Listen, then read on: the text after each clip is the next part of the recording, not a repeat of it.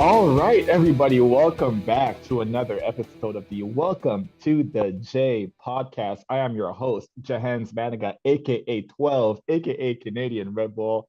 I got a great guest with me today, but before we get into all that, make sure to like and subscribe, share the Field of 68 Media Network.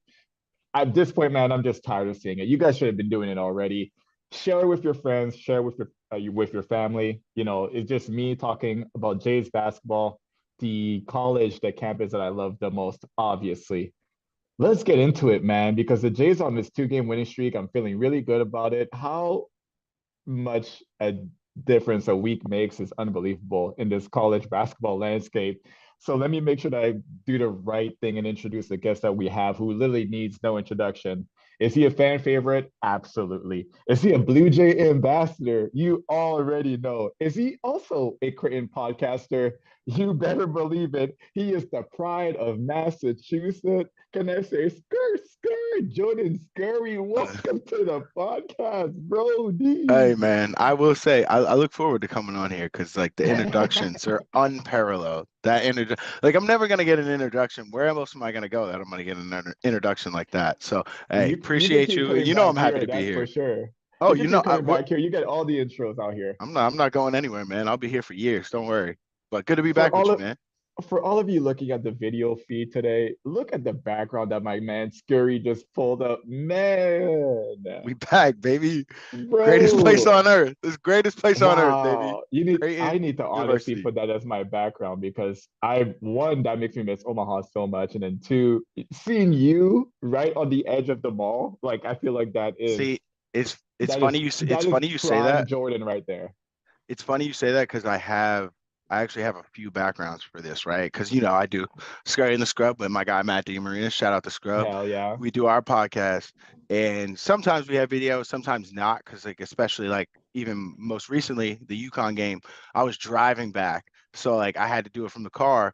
But usually Mhm. when we do video, I had like this is my favorite like I think area of the campus, like to really like make it because this is like the only campus area I think you can identify. Oh, this is Creighton, and Right. I had one from like it was a spring photo. You could tell it was like the spring flowers in the back and all that.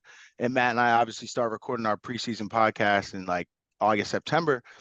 And I had thrown one on and he was like, man, that doesn't look like the fall in Omaha. And I was like, you know what? All right, let me go find the background. So this one works. So I'm glad you appreciate it because this is Yep. this is the one I had to really get Matt to like tag along with and say like this was approved. So I'm glad you like it. That's good. You need an approval for a background from Matt?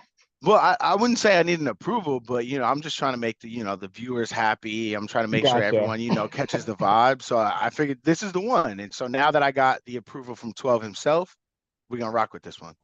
That's the one, not the two. And I failed to mention this. You already 12 guests on our season three, which it had to be 12 and 12. 12 recognized 12, and you looking very familiar with all, bro. Man, we should start this. I like this 12th episode of the season for both of us to have 12 on. I like this. It's a good thing we got going. I love it too. And one of my favorite things about you for sure, obviously, like you're a good guy. You bring such positive vibes. Anybody that's gotten to know you over the years definitely know that. But I remember when you're thinking about switching your number and you hit me up, you're just like, hey, bro, like I'm thinking about going to 12. Like, you think I should take that number? I'm just like, yo, dude, bro, yes, absolutely. If there's anyone that I would love to wear my number, it would be someone like you for sure, who the fans love. Like, that was definitely a big thing for me, who's an absolute team player, which is another big thing for me. I just felt like you represented the number just as well as I did. So, bro, it's so good to see you. It's so good to have you on the podcast. And we're going to get into it a little bit later, but let's just go ahead and start what we're here to do for real, for real. Let's get it, man. So the Jays, I don't even know what to say because, like I said in the open, what a difference a week makes.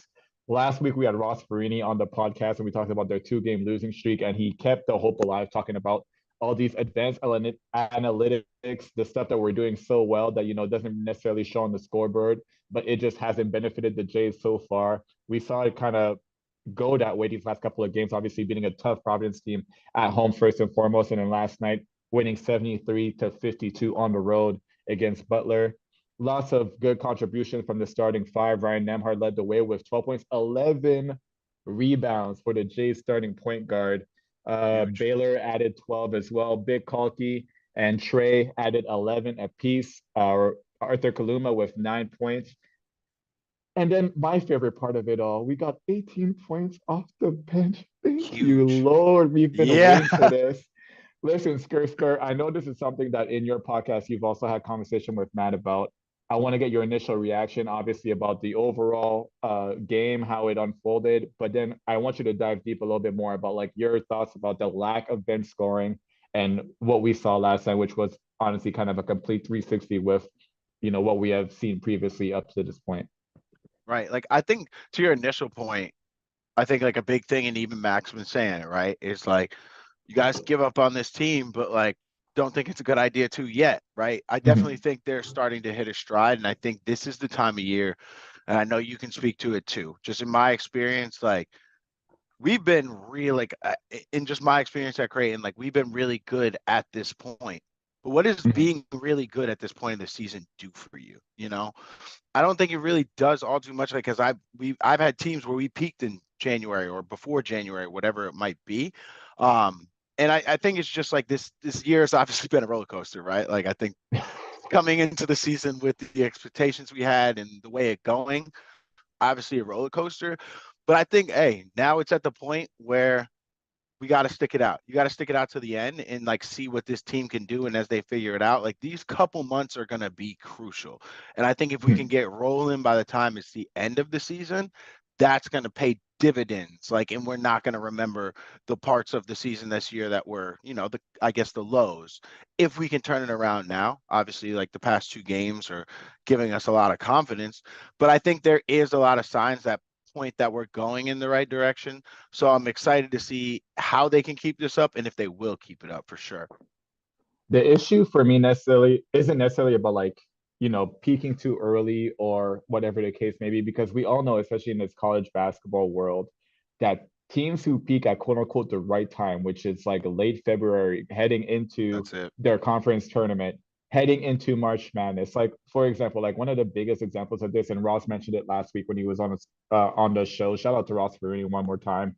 Was that UConn team with Kemba Walker, where they were kind of struggling around January and February. All of a sudden, they turn it up a notch right before Big East tournament. They go on that improbable back in the day when the Big East tournament was like what, like 7 games that you have to win in order to win the whole thing, right? Yep. So they go in from opening night in the Big East tournament, win 4 or 5 to win the entire tournament, then win another what is it, 5 games, 6 games to win the NCAA tournament, end up being national champions. But if you ask them in middle January, like that is not at all the projection for that team. So, like I definitely agree with you when it comes to that.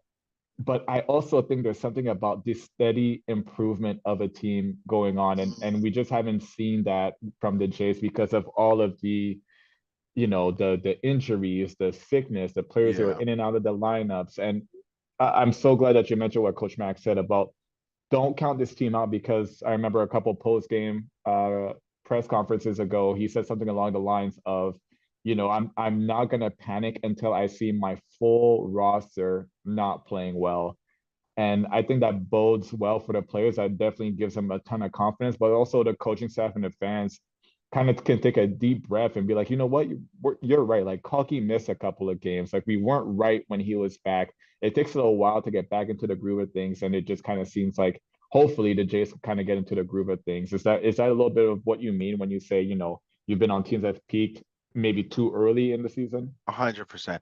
100%. Because I think to like your earlier point, right? Like you want to see that constant increase. And I think what's frustrating about this team is we're not seeing that. But I think this team's giving us like, regardless of not having that constant increase, this team's giving us a lot of reason to believe that they will still be okay come March. But I Mhm. I don't think, and I'm actually curious to what your thoughts are on it. I don't think this team has put together, because like what Matt and I talked a lot about a couple years ago, like in the first year, like first season that we were doing this Marcus Zagorowski year, right? Mhm. Is we talked about basketball nirvana, right? Like we made the funny little I guess comparison there to when a team's like basically just saying clicking on all cylinders, right? Mhm. I really don't think, like, because I have to think as far back as to like Maui to think of when I think I saw this team really clicking on all cylinders. Yeah, we've had some big wins like at home throughout the course of the season, but I don't think those were like we were clicking on all cylinders. So I think it's actually exciting. I'm more encouraged to see like if this team can start clicking on all cylinders and like think about it. Do you think there's a game we put together like everyone you've seen like on the roster, like that was a complete game. Like we put together a complete game where either it was a close game or a blowout that we were able to put together. And it really felt like we like actually imposed our will. That is the Creighton office. That is the Mac system. That is the talent of all these guys. I don't think we've put one of those games together yet. And so I'm encouraged. I guess I'm encouraged that we haven't, but I'm also little bit worried that we haven't at this point in the season. So we'll see. I guess it's just really like not seeing that constant increase as of yet. Yeah, it's cause for concern, but I think there's still a ton of upside for this team. Yeah, I guess I would have to look back at like the beginning of Maui, like beating a tough Arkansas team, Yeah. like a really tough Arkansas team, like full of draft eligible players on that Arkansas team. Oh yeah. And again, that was a close game for sure. But as far as the entire roster clicking all cylinders, no, I haven't seen that yet because again, like at that point, we were heavy reliant on our starting five, which we still are. Like no doubt about it, we still are. One of the things that Toby Hagner, when he was on the podcast, shout out Toby, mentioned a ton was just the bench production, which is why I was so excited to see them. Especially we got a Fred King sighting that we hadn't seen since Kalki was out, and he was, kind of thrown into the fire, did really well. I think he's still kind of trying to find his way on this team because he was asked to do something. Now he's being asked to pull back a little bit more. So it was great to see him kind of, get his rocks off last night a little bit, so to speak.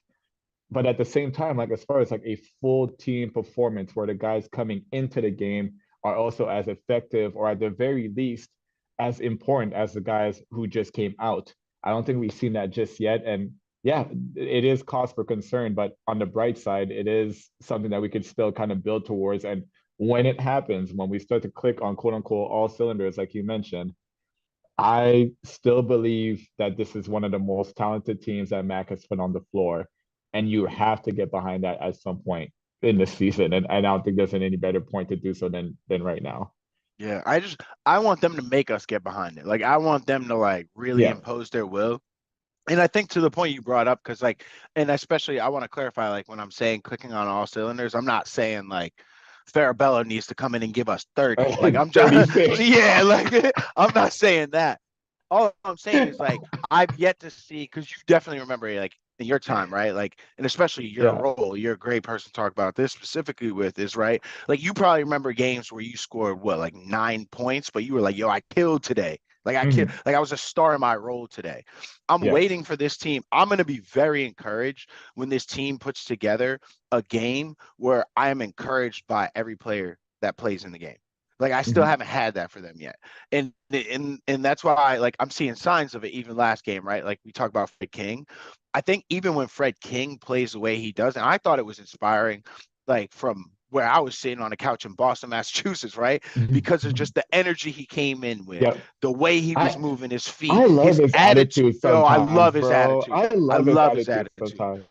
because like he comes in with the right demeanor, and I think Mhm. that's like a lot of what we're talking about here. Like I think this team needs to figure out, like especially when guys come in the game, and because especially as a six man, like it's situational, right? So like Mhm. some games you need to come in and you need to be the Canadian Rebel, get that energy, you need to like get the guys going. Some Yeah. games you need to come in and you need to just hold the defense down. Like you need to make sure Right. guys are getting back. You need to monitor certain things. So I think with this team, it's guys figuring out the balance of that. Like, do I need to come in the game and make sure things stay the way they are? Do I need to come in the game and bring a spark? Do I need to be scoring? Do I need to just really be focusing on like hitting open shots and playing defense? Like if you're someone like me, but so Mhm. it's just really like about knowing that role and then like actually perfecting it. And I think that's where our bench scoring is going to come in, and like these guys' understandings of like what they're actually being called upon for when they get in the game.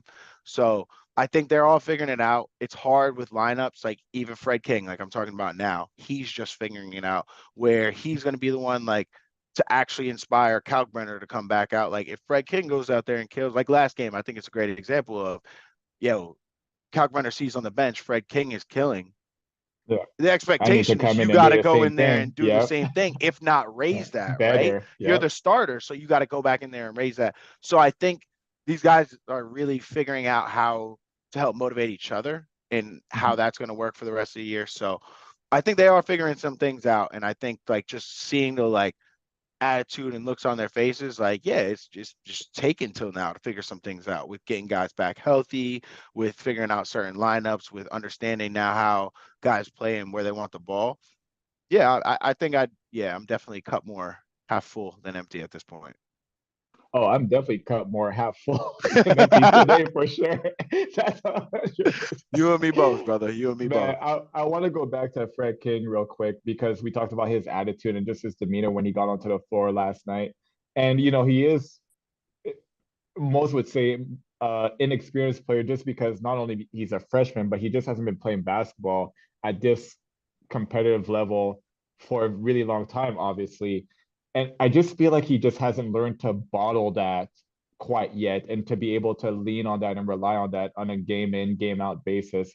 But again, it is a learning curve. It is a process, right? And we hope that, he can bring an attitude like he did last night because I just felt like even when he made like early mistakes in his first stints, he just never put his head down, which is something that I've seen him kind of do these past couple of games, just because he's trying to figure out his way. Like we've all been freshmen before. We all feel the woe is me kind of mentality, like, oh, I can't do anything right and everyone's on me. I just feel like last night he shook that off and he was just like, you know what? While I'm in here, I'm gonna make an impact on this game. And kudos to Mac for, realizing that and throwing him back again into the fire. And we saw that in that second stint when he got back in, he was a lot more productive than that first one. He's had, kind of a weird freshman year. Again, like with Kalki being sick, we all know that he's the big dog. Obviously, he's going to be the starter. When you come in as a backup, you kind of like figure out that setting of Right. how you need to come into the game. But all of a sudden, he got thrown into the fire. He was super successful. He got freshman of the week for that week.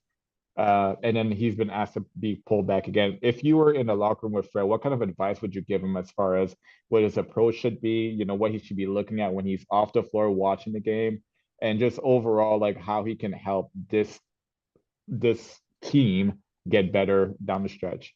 That's a great one, but I'm not going to let you trap me there. Like if I was in the locker room, because I don't know him, so I don't know how I would talk to him yet.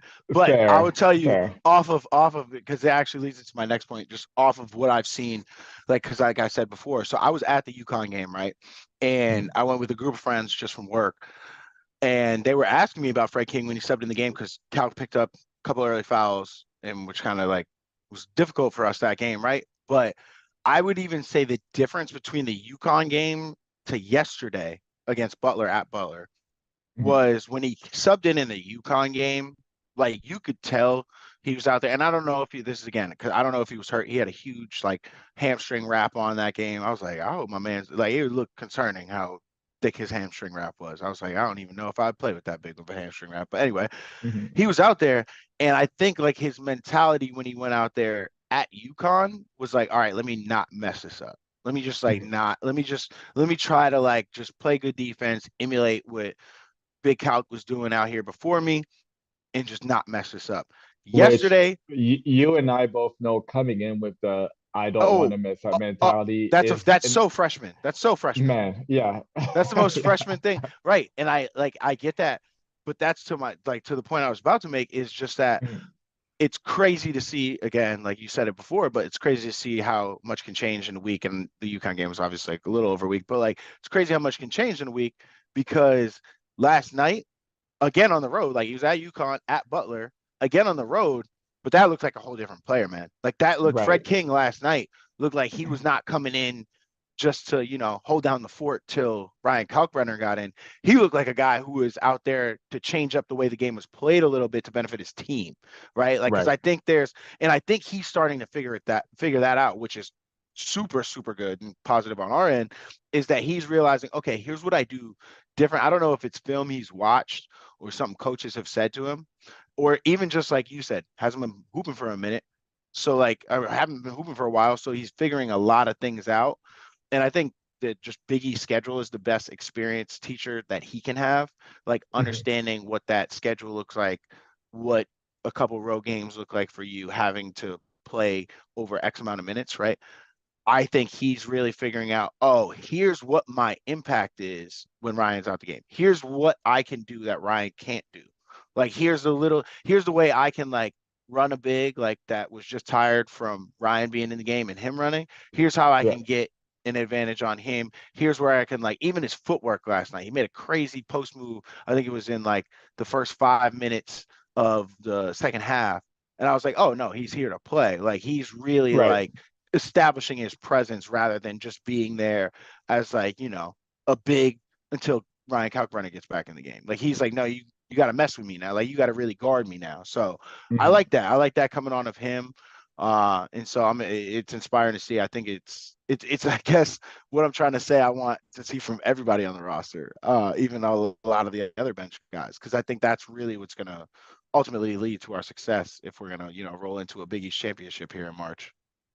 Another thing that we definitely have to look forward to as far as how successful the Jays are going to be is their defense, which I thought last time was pretty stellar. Even though we know that Butler is not necessarily known for filling up the scoreboard, but I thought the Jays definitely were in tune with what they needed to do defensively. Lots of good rotations, lots of challenge shots, and then obviously limiting the offense to one possession, getting that defensive rebound to be able to run it up the floor. Where we saw obviously Nemhard really excel last night with grabbing those 11 rebounds, which at first, like the first 4 minutes, I as I was watching, just like, wait, I think Ryan Loki has like 4 rebounds already. And like, I don't know why I was kind of like paying attention to that, but Oh, it wasn't until the end of the game that I was like, oh, my guy was literally like, he made a point that I'm gonna be in the scuffle tonight. I'm gonna get these defensive rebounds. I'm gonna help out our team in that way. I know you got a lot to say about Ryan Emhart, but I definitely have to ask you first, like defensively against Xavier, against UConn, some of the bigger teams in the conference, we saw the Jay struggle a little bit. Is a game like last night a little bit more like uh let's say like inspiring, or what's the word that I'm looking for here? Like, is that a thing that Jays fans could look around and be like, you know what, that is what our calling card should be, and the Jays are just kind of rounding into form when it comes to their defensive play? well, I'm gonna bounce a question back to you. Mm-hmm. See how many hours you think they spent with the plug in the rim between last game and this game Or with a in practice plug in the room? with the oh, you guys didn't have that, the plug in the rim. You listen, listen. You are. Oh yeah, no. Actually, I do remember. But we had the old school one where we had Lou go on a ladder and throw And just that put a bar up there, just put like a crossbar up there so you couldn't make a shot. See, we had what we I had the took, old school one. It looked like half of a globe, and literally like every shot that you took was obviously gonna miss, but the globe part would make the ball bounce all weird. So our rebounding drills was oh yeah, OD no, whenever we saw like that big reddish yep, orb go yep. on the rim, we already like, oh man, we're about to do some See, I crazy think this rebounding is this drills, is bro. generational bonding we're doing right now. Yeah, So ours was orange. It was an orange yeah, plug and it was flat. So it would actually bounce off the rim normally. I yeah. anticipate. Oh, I Yeah, wish. yeah, I wish we yeah. had a normal bounce. No, I We used had to. one. All right, not Oh, to hype myself up, not to hype myself up, but let's like hear this it. is where I would thrive in practice, right? Mhm. It was because of games like it would be games like we play like a Providence and we would not rebound, right? We get out flexed, out physical by Providence. And then so Mhm. the next game we're spending the whole week with the plug in the hoop rebounding. Yeah. And I always because I was a big like growing up, I grew too fast. I grew like I was a center until like fifth grade. And so I've always had like the rebounding, I've always had like the rebounding knack. Like that's why Hold that's on, Skirt. Did they do the absolute club team betrayal? Is when they throw the tallest kids in the post when they're like yep. 7 years Yeah, yeah, old? yeah, yeah, yeah. But this is different time. This is different time, man. We deriving from the point. So my whole point is, I got the rebounding skill from early on. So I was Yeah. really good practice player because I had the offensive rebounding like Mhm. mindset that I grew up with from being a center. So that's what helped me in these practices at Creighton. I just know that Ryan Nemhard probably watched last game's film, spent a whole week, like spent some time in practice, and was like, Mhm. man, I should be getting way more rebounds than I am. And the whole team, for that matter, was like, Right. oh, if we just like actually crash the boards, hold to our defensive principles, like one man back, everybody else crash, whatever it might be for that specific game, could be two. So I think they really honed in on that. And I think it was a great feeling, like, because I think any game, right? Like, especially as a fan, the more, like, now I'm realizing rebounds mean more as a fan than they do to you, I think, when you're playing. Because as a fan, I'm Mhm. like, yo, secure these possessions, secure these possessions. And I think they realized, though, like, I think it was a huge wake up moment for them where they realized, like, okay, if we rebound this way, this aggressively, this results in X amount of more possessions for us. We don't have to struggle as much late in games. We don't have to press certain plays as much. There's not as much pressure on trying to execute at certain times in games. If we can create, some more possessions for ourselves, or just take away possessions from them. And so I think it was definitely a feel good thing last night, like seeing how many rebounds they could get. I just hope it's like a constant for them. I hope it's something that internally they realize has made a collective effort to make sure that was a thing, so that going forward it's still a thing. Now, talk to me about just their initial defense and their ability to just hold Butler to one shot. And obviously, like you mentioned, be able to get their offense going. Because, like you said, like if Ryan Nembhard gets a rebound, bro, he's flying the ball up the court and he plays at such an unbelievable pace. Honestly, when I look at him, I'm just like, bro, like how? Like, how are you Yeah, bringing the ball up so quick? And I play with Austin Chapman. Like, yeah. Austin was the The Austin fastest guy flu. I've I'm ever like, seen. But I'm looking at Ryan, and maybe it's just me, like maybe revisionist history isn't as good for me. But I just feel like he plays at a different pace than like the Antoine Youngs and the Austins that I played with. So just talk to me about like just the initial Jays defense, what you saw, their ability to just switch when they had to, challenge shots when they had to, and obviously just limit them to one shot. 100%. I think it's to the point you're getting at. I think it's the ball pressure leads to being able to play with that pace you're talking about. Mhm. So I think specifically for Ryan, like when the ball pressure is like actually to the point where guys are struggling to catch the ball, struggling to get open, it creates a lot of hesitancy, creates a lot of guys like faking back door and then trying to come back and get it, or faking like they're going to come get it, going back door, ball gets thrown out of bounds, like whatever it might be. Creates turnovers, confusion when the ball pressure is there. But I think that ball pressure leads to the pace of the game, especially that Ryan Nembhard wants to play at, is because I think, again, revisionist history, if you look back, the games he's had, some of the best games have been high turnover games and just games where we've had such good ball pressure. Because think about it, if you got to take the ball out, you're walking it out, and then you're getting it into him. He can't, like, the defense already set up, so he can't play at the Right. pace he wants. You create like a bunch of scenarios, and not a bunch even. Like if you're getting steals, it's sometimes only 2 to 3 steals, but that's a huge, huge impact in terms of pace. Like if you can Mhm. get 2 to 3 steals, pick the pace up like that, and he can get going downhill, have his options where he wants to go, and also he's incredible with his touch around the rim, playing at such a fast pace. He's got Yeah. that ill right hand extend out layup.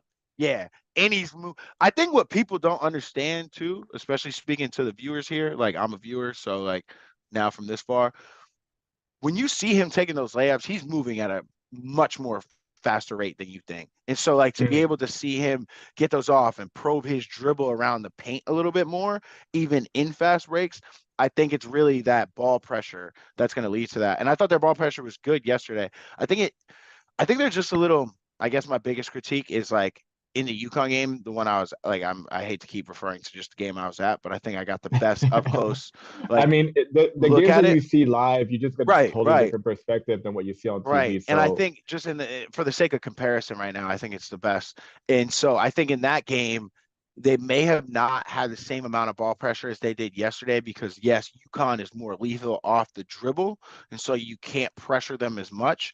But I mhm, think maybe they should like take a closer look at that because when they pressure the ball, man, they're so much better. And I think it mhm. makes every other team because I don't think teams also come out there expecting Creighton to pressure the ball similarly to they did that like yesterday. So yeah, I think that's the key to like helping their pace for sure. Well, the other thing about ball pressure too is just you have to be pretty selective, like you said, like into doing it.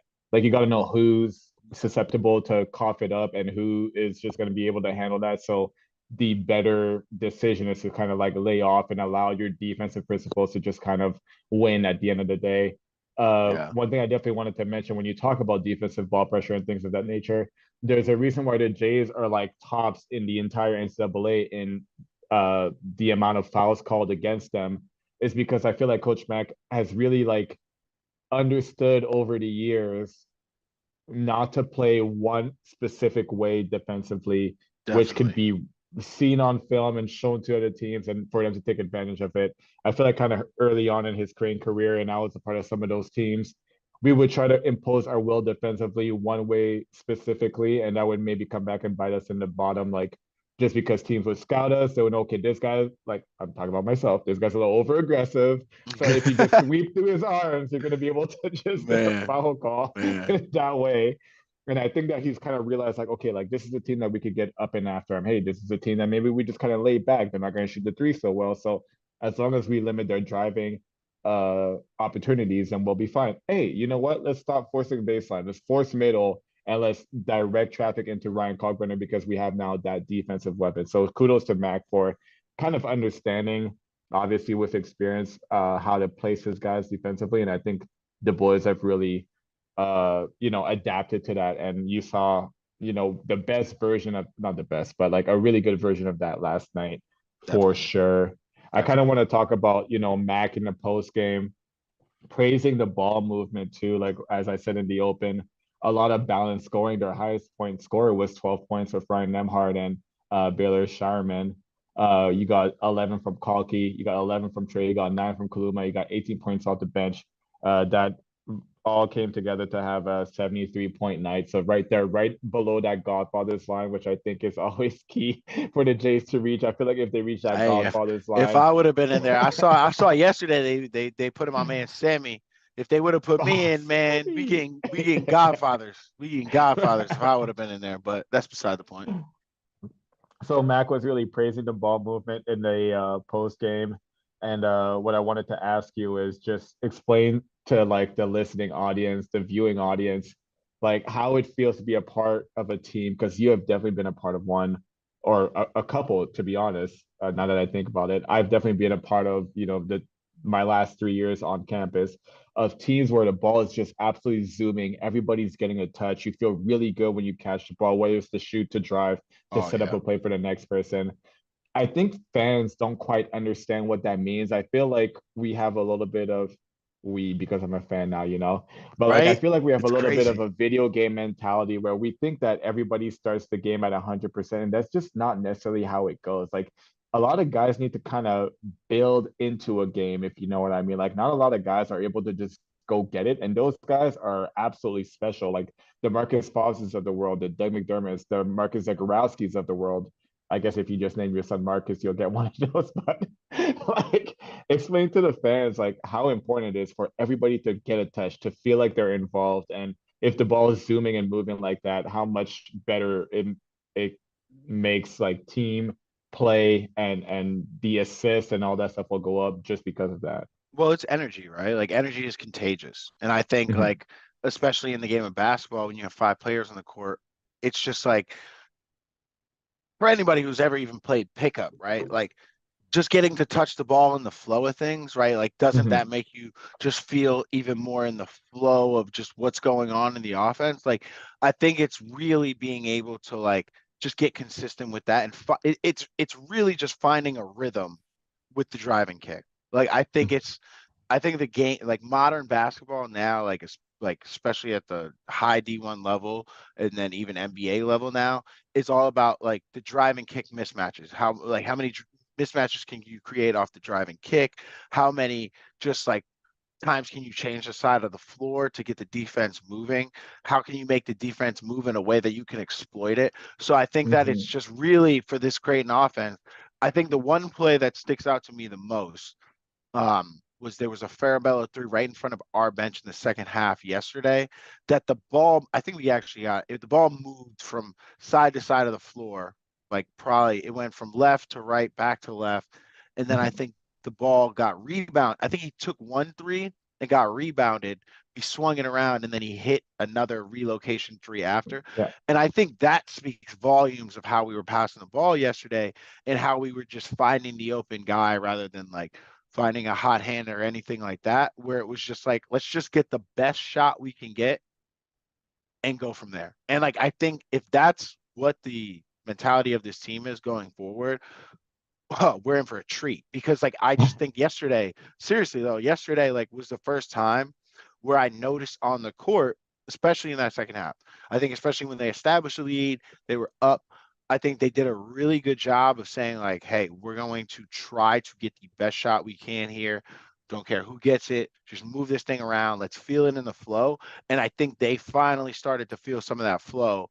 And whether it was the bench guys coming in and providing that spark, not really sure. But I just know they figured it out in the second half where they were able to move the ball. Like, I think there was even one possession I saw with like 8 passes before like anyone even took a shot. So I think obviously when you can do that and when you know you can do that, when you can exploit that out of a defense, like, and just harp on that, it's going to pay off. So I hope that's just like what the identity becomes. Cause I think like that type of just connectiveness is what brings the bench in the game. It's why you have the, what was it, 18 points off the bench? Right. It's why you have the 18 points off the bench. If guys are coming into a game where they feel like the ball is moving like that, that it's like, okay, as long as I'm ready, as long as I'm like prepared right now, good things are going to happen. Like, as long as all that like execute, then we're good. And so I think it really just came down to them like actually trusting in each other and attacking the zone, attacking the man, like all that. So yeah, no, I think as long as that keeps up, we're gonna be good to go. The other part too is like we say 18 points off the bench, and that's just kind of it spreads around to all of those guys coming off the bench for sure. But if you look at the box score, we're a little bit deeper. It's 8 from Farabello, it's 8 from Fred King, it's 2 from Sharif, right? But that doesn't necessarily include a guy like Mason Miller, who I thought had a really good game defensively, especially, and then he made his presence known on the boards. He had 6 rebounds. That doesn't necessarily get spoken about a lot, but like you mentioned, like the energy of the ball just zooming around. He got a couple shots up. Okay, he didn't make it. He didn't let that discourage him though. He dove for a loose ball heading out of bounds. Like you love to see that from your guys coming off the bench, and it's just a matter of time before you know the ball finds its way back to him, and he's able to make positive things out of that too. So yeah, bench scoring, like I know it's a thing that we've lamented about, especially on this podcast a little bit this year. And it's been tough too because we see how productive our starting five can be. And there's a reason why, you know, Coach Mack relies on that starting five so much is because they play really well together. But again, to go back to like Toby's point earlier this year, I just don't feel that great about guys playing 35 to 38 minutes a game, especially with such a long season and in such a Agreed. tough conference as the Big East. So anytime that we can get some positive outcome from our bench boys, like I'll definitely take it. And 18 points is as good as we've gotten all year long, for sure. Let's kind of move on a little bit to what the Jays have moving forward. They got a little bit of a break before they welcome St. John's next week into the CHI Health Ooh. Center. And then after that, they got Xavier, that good rematch that I think we've all been waiting for. The Jays Oh were yeah. right there, nip and tuck game with Xavier on the road. So let's see what they could do against them at home. Let's not overlook St. John's though first. I know you've had a chance, obviously. I love the fact that you're back on the East Coast and you get Oh to catch a yeah. lot more of these games and everything. What are your expectations for the Jays' next game against St. John's, even though it is basically still a week away from today? I will say you love it, but I hate it because like I have to deal with St. John's, UConn, Providence. There's no such thing as a Georgetown fan, thank God. Seton Hall. I got to deal with all of them coming out at me right now. Like it's bad, man. Like Yeah, it's bad, especially like when we had the losing streak when Calc was out, right? You know, yeah. I was hearing all because I went on Scurry in the scrub and we had a fraud alert last year where I was calling out Big East teams for being frauds. So, they were definitely coming right back at me, calling me the fraud this year and my Big East predictions. Because yeah, we went and did predictions for every game. And Of course. please don't go look at that episode because Hey, God, everybody who wants to go back, we're gonna plug in one more time. Scurry and the Scrub, two of my favorite guys, especially in this yeah, version of the just don't media. go, don't go to that episode. Don't go to our preseason Big East episode unless you want to just Joe, dunk on me and Jordan dunk on all Scurry my and picks. Matt DeMaritis, you guys go out and flood that page for sure. Please. Or that one was bad. You guys can talk all your junk you want on that Mhm. episode. But yeah, no. So I don't know. I just think to the original to the original point of looking like forward at the season, like I definitely thought Jays would be in a better position now. I guess I'll use that as my disclaimer. But I think St. John's, man, like in it, I guess in the terms of calling out who I didn't think was going to be good, but it's definitely like real contender, very solid Formidable. Yep. basketball team now. Yeah, I'm like St. John's is nothing to be messed with. Like they're a Mhm. real legitimate like good team that I think we need to gear up for, and it would be a good win. So yeah, no, I definitely think this is a game like they just come off the win against UConn, so I think and at the XL Center too, which is huge. So I think like Right.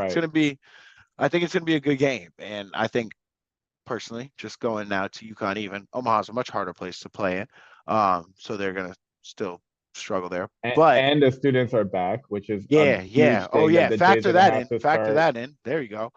But Yeah. I just do. I think so. I think Creighton wins the game if you want to get to that part. But I think that it's going to have to be a game like I'm saying, like where we're clicking on some type of all cylinders, maybe one Mhm. cylinder's out, but like we're going to have to click on a lot of cylinders for this game to go well. And I think it's going to be, I guess, a tell sign of how much we've actually learned over games. And I think the past, just especially like I'm gonna say like the past like 6, 7 games, especially. So we'll see where we at and if we're actually building, I think, from the schedule that's left ahead. Not to say that this has happened to the Jays at all, because like I'm not in the room. I can't read the guys as well as I maybe would like to in order to report on them the way that I am. But it just kind of feels like after, which is why like the season's been such a roller coaster ride. Once they got a couple of good games under their belt, I don't want to use the term relax, and that is not quite what I mean. But I just feel like the Jays come out a little lackadaisical, let's say, or lackadaisical. I don't even know how to properly say that word. And I just don't want to see that against a Yeah, St. John's game that is literally, or a St. John's team that's literally never gonna give up. Like if they're down 15 early, they're gonna press. They're gonna turn yeah. you over. They're gonna find ways to muck up the game and to get themselves back in it. And Scurry, you know more than anybody else how much momentum plays a factor into college basketball. And that is the kind of thing that I'm a little bit worried about, especially a game at home where you come off these two games, the crowd is going to be absolutely rocking like they always are. Are we going to have the fortitude to be able to be like, hey, we still have a job to do? Let's not lay down. Let's not take anything for granted. We've already lost too many games in this year. Like, let's just go ahead and handle our business the best way that we know how. I think, Scurry, yeah, you yeah. there? My bad. Yeah, I got you. I got you. You're good. But no, I think to your point, I think it's unfortunately like with a team like Creighton, like I think they definitely can be punked to a certain extent, right? Where it's like when like adversity gets too much, they're able like they can do things like, succumb to the pressure of like a press or something like that.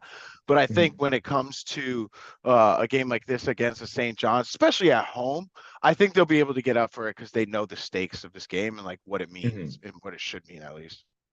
Yeah, no, the other part of it too, obviously, is just the fact that, uh, like you mentioned, they're gonna be at home. The fans are gonna be behind them for sure. Not a lot of teams in the Big East play the style that St. John's play, which is another tricky thing, like when you have like I feel like every league in the nation have their specific play style. And there's always like one or two or three teams in each league that plays kind of atypical of what that play style is. And St. John's, which is a full court kind of pressing team, like they want high rates of turnovers, they want high possessions, which actually kind of plays in the Jays' favor, in my opinion. But that's only if you're able to handle the press and handle all the stuff that comes with it. So it is definitely a game that we're going to have to be looking out for sure. And again, not to look too far ahead, but I'm just so anxious to see that matchup against Xavier at home again in the following game. I know for sure that you were paying attention to that Xavier game when the Jays lost on the road. Kind of give me like a little bit of a too early preview of what you think that game is going to be looking like. Well, that's why, well, to kind of go back to even actually your first point, is that I think that the St. John's game is going to be such a great indicator because I think from Jeez, sorry about that. But I think from No, you're that good. game, I think from that game we'll be able to understand like if Creighton's finally at the point where like they don't get rattled by a team like a St. John's who obviously wants to play that, New York guard gritty defense and Mhm. scrappy offense, gaining some points in transition, right? If they can weather that storm, I think we'll learn enough from the St. John's game to give us the confidence that going back into a Xavier game, especially at home, that it's like, okay, here's all the reasons you beat us. You're not going to beat us that way anymore, right? Like, because I Yeah. think that's the frustrating thing, even again, about this season is like, because Mac used to say, I know he used to say it to you guys, he used to say it to us all the time, was it's just like, don't be a team that loses the same way twice. Right. Yeah. This team has lost the same way twice. Like whether it's whether it's a defensive issue, offensive issue, whatever it is, they've definitely lost the same way twice in certain games. And I guess you could dispute that, argue that as much as you want, but I think there's enough to show like the progress wasn't made. So I'm looking at this St. John's game to be the game that gives me enough confidence in them that they showed me enough progress to okay, they're fixing like they got the this is where the defense is coming from off the bench. Like there's no defensive drop off. Here's where the bench points are coming from. There's a spark off the bench. When Cal comes out, the offensive production is still there. Guys are still attacking and kicking. We're taking good open 3-point shots. Guys are making the extra pass. Like if all those things are still true in the next game, like I'm gonna have a lot of confidence for us going into Xavier, and especially at home. Like that's a game we got to get. Um, and so I'll have more confidence. But yeah, I can't look past St. John's until I really even give you how I'm feeling about the Xavier game. Before I let you go, I kind of have to get back into this a little bit because you are on the East Coast, you're in the Boston area. There's just such a melting pot of different fan bases out there, especially when it comes to Big East play. I know you've been getting into it with the UConn Oh, guys.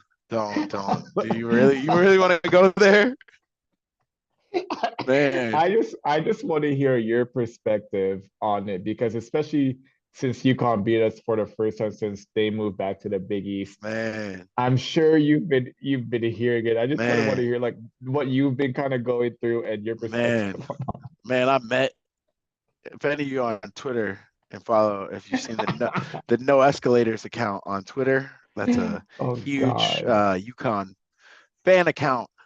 I met my man No Escalators. I don't even know bro name, man. Like I met Right. bro at the UConn game. I just seen he had the sweatshirt with the sad husky on it. I was like, yo, dope sweatshirt. Dapped him Yeah. up, got some. But anyway, he proceeded. They all wanted to let me know, man. Like they had that one circled for Scurry. That's what I call the UConn game. UConn and Providence College basketball games for Creighton University. Yeah. They are circled for Scurry because they don't actually care. Like nobody cares about talking shit to anybody on their teams. Right. They want to talk it to me, and I will take it. First of all, as the spokesperson of Creighton University and Creighton basketball Right. An that I am, ambassador. Yeah, like we I'll mentioned on take the it. yeah. I'll take it. I'll take it every day. If you want to let them talk junk to me, I'll eat it every day. But anyway, Uh-huh. so I've been facing a lot of it because obviously on this podcast, which I'm a huge fan of, I've watched the episode with my man Ryan Kalkbrenner, who, said he had some things to say or was gonna do his thing when he matched up against Sonogo. Uh-huh. And you were the one who baited him into it, first of all. Like, my man was Man. going to be humble. My man was going to just say, Ooh. I don't necessarily agree with, the voters, but I'm going to do my thing this year. That's really what he was probably going to say until you were like, oh, I know you have some opinions, and started laughing. So he decided, he was like, okay, I'm going to talk my junk now. I'm going to get this off because so he said all that, which I still believe. Like I'm also this is documented. Ryan Kalkbrenner is the next Steven Adams. If I haven't said that on this podcast, he is going to be the best pro of Uh-huh. any big man in the Big East right now. I'm pretty positive in saying that. I'll say that one. Oh, you're But see, you're setting up the stage for this to get clipped out again and to be used against oh, they your can causes. that one. I'll stand on that. I'll stand. If a oh no, you know what? I'll drive it home. I'll drive it Let's home hear it. further. If Adama Sanogo is a better pro than Ryan Kalkbrenner, take this clip and flood it on my Twitter for the Uh-huh. rest of my life. Please do. I'd love to be.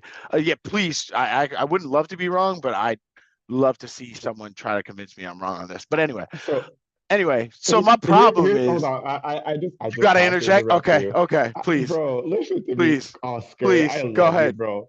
I Get love this you, bro, off. because you hold me so accountable for all the stuff that I do. Even as your elder, like this has been a relationship that goes back like what 6, 7 years now, bro. Can we set the record straight? I don't think I baited Kalki into Baited him. saying anything. I You said, I specifically know you said, have some choice feelings about that, so give us. but I know you're not going to give I us the don't want real to answer, pry. I said I don't want you to pry. I don't want you to dig into the feelings that you bro. actually, bro. Okay, can we be honest here? Because like this is a podcast that is the most Jays Oh, biased let's be podcast in honest. the Go ahead, world. go ahead, go ahead. I have the opinion that Kalki's the best big man in the Big East, even to this day. And I have his Not back, opinion, even though it's maybe he fact. didn't have the best performance against Sonogo. Sonogo's Big East Yeah. preseason player of the year. Any competitive college basketball player who is in that position is going to say, no, I feel like I should be the Big East preseason player of the year because I did this, because I did that, because I still have the abilities to do this and that. I don't hold Kalki responsible for having any of those feelings. Absolutely not. I was just trying my best not for him to say it. And I still But don't you think he got it. really, I still all don't right. think he said it. I think he responded to your reverse psychology in the wrong way then, because Reverse you were psychology. like, I don't want to. That's like, bro, that's like going up to a girl and being like, hey, look, like, I don't really but want your number, but my homies But told me yeah. that they give me $5, they buy my next drink if I came over here to talk to you.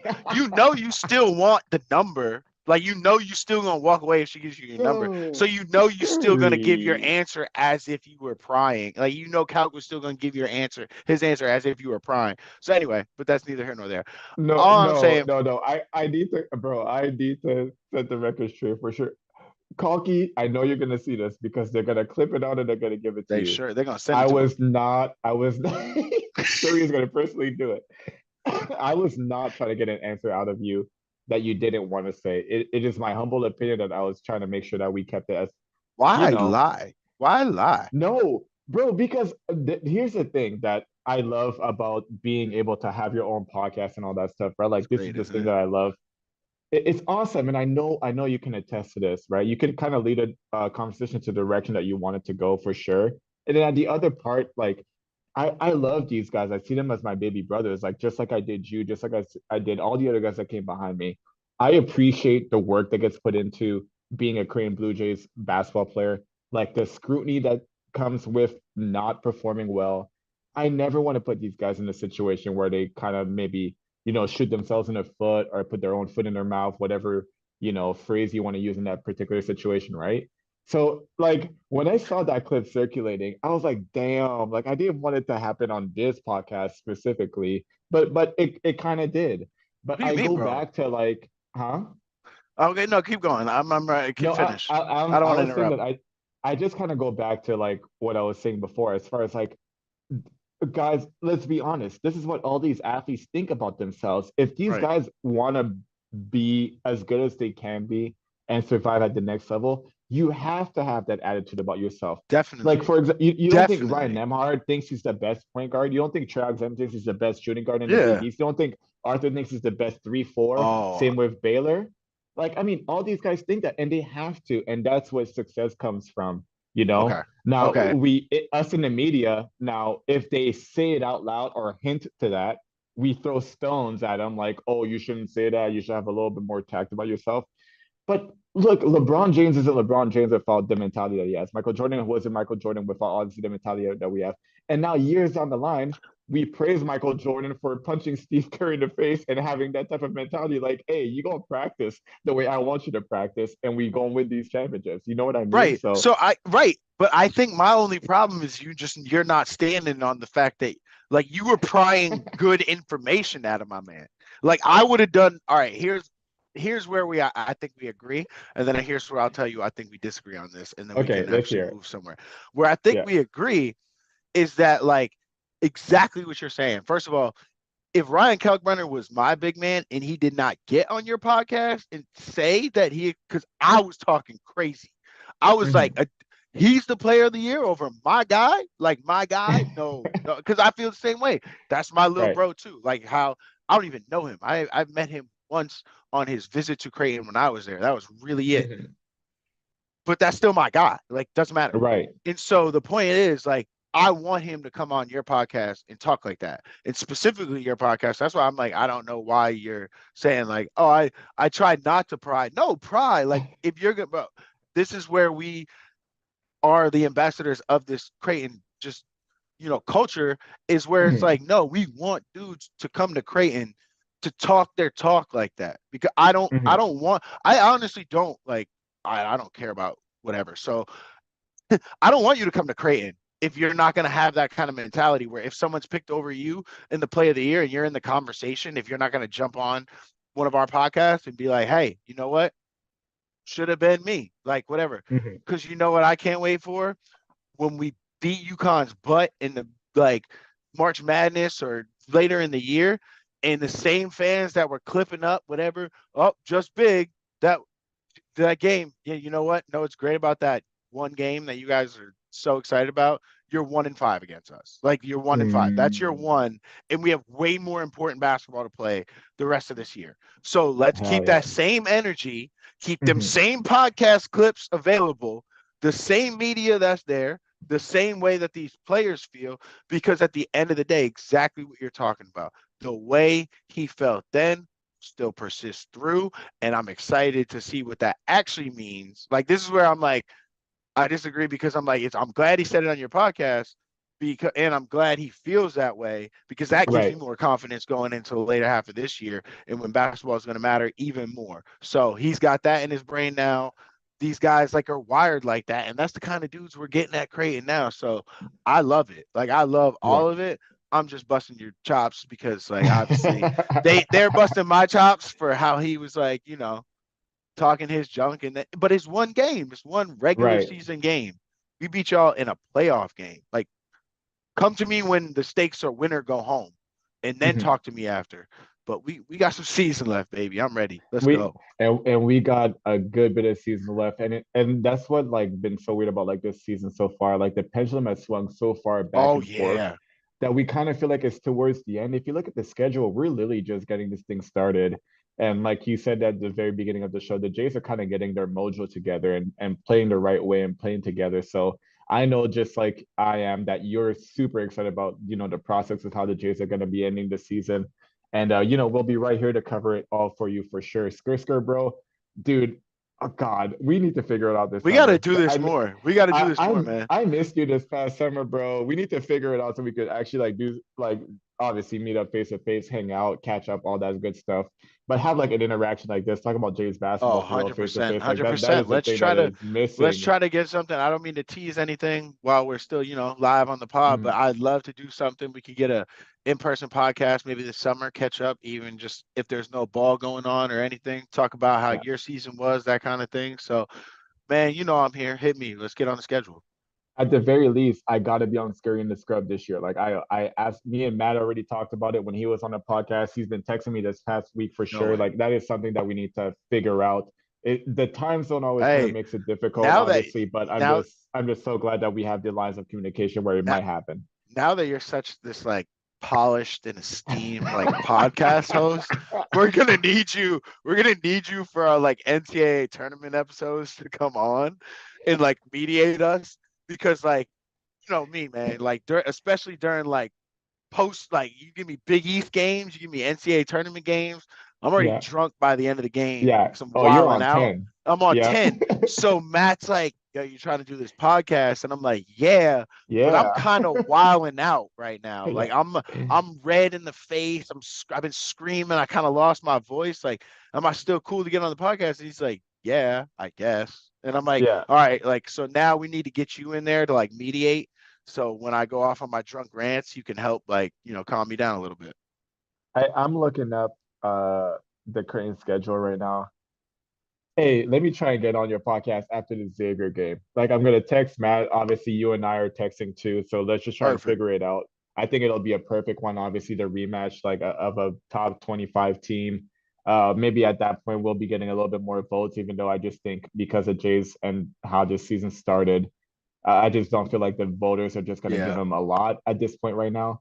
But if we're able to like pull, this will be like a fourth win in a row if they're able to beat St. John's and beat Xavier. But I would love to be on Oh, Scurry and let's do Scurry it. talk We'll that lock you mess. in. We'll lock you in right Let's now. see. We'll text Hell when yeah, we get bro. off of here, man. But Yeah, always a pleasure to jump on here with you, man. I love this. We got to do this more. We got to do like weekly check-ins or something. We got to start some Twitter polls or something. Like yeah. we got to get creative. We'll get there. My guy Scurry, Jordan Scurry was on the podcast with us today. Make sure to like and subscribe to the Philly 68 Media Network. My guy Scurry, is there any last word that you want to say for Jays fans who are listening to the Philly 68? Welcome to the Jay podcast. Roll Jays always, man, and stay the course. Always stay the course. Absolutely. Always stay the course. As we always like to end our show here, we like to say, go Jays. Go Jays.